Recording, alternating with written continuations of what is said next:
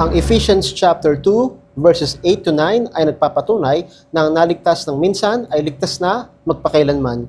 Sabi sa verse 8, "For by grace are ye saved through faith, and that not of yourselves. It is the gift of God, not of works, lest any man should boast." Ayon sa Biblia, ang biyaya ng Diyos nangangahulugan ng kanyang kagandahang loob. Bagamat hindi tayo nararapat sa kanyang harapan, tayo mga makasalanan, ay dahil sa kanyang pag-ibig sa atin. Bagamat hindi tayo karapat-dapat, sinasabi ng Biblia, ito ang dahilan ng kanyang biyaya na ibinigay niya sa atin. Sabi niya dito, "For by grace are ye saved." Saved, kung papansinin niyo sa English, saved, past tense, sila ay nangaligtas na. Ligtas na po sila sa pamamagitan ng pananampalataya. Pag ikaw ay sumampalataya kay Kristo, pwede mo nang masabi na ikaw ay ligtas na. Bagamat sinasabi ng Biblia na ang tao kapag sumampalataya siya, ay ligtas na siya.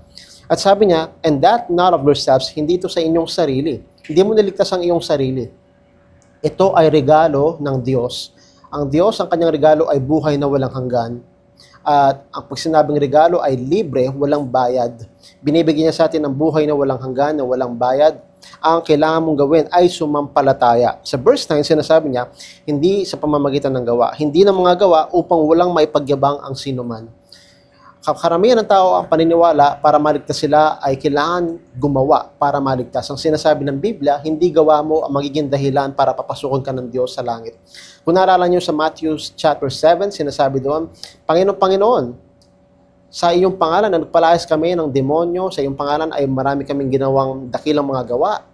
Pero bakit hindi sila pinapasok sa langit? Dahil nagtitiwala sila sa gawa. Sinasabi ng Biblia, ito'y hindi sa ating mga gawa para wala tayong maipagyabang.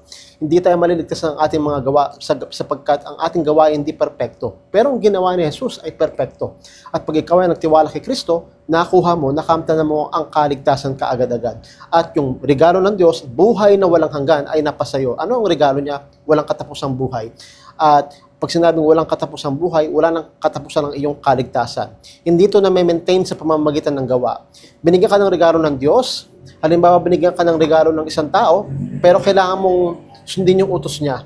May regalo ako sa iyo, pero yung ayoko, wag mo nang gagawin. At yung mga gusto kong gawin mo, yun ang gagawin mo. Hindi na siya regalo. Meron na siyang kondisyon. Ang regalo ng Diyos, ang ating kaligtasan, walang bayad. Hindi mo siya kailangang pagtrabahuhan. Hindi siya reward. Siya ay regalo. At nakamtan mo ito sa pamamagitan ng pananampalataya. Hindi sa pamamagitan ng iyong kabutihan, hindi ng pagsisimba mo, hindi ng pagiging faithful mo, kundi dahil sa pagtitiwala mo lang sa Panginoong Jesucristo. At ito ay dahil sa kanyang biyaya. Ito ang patunay kung bakit ang naligtas ng minsan ay ligtas na magpakailanman.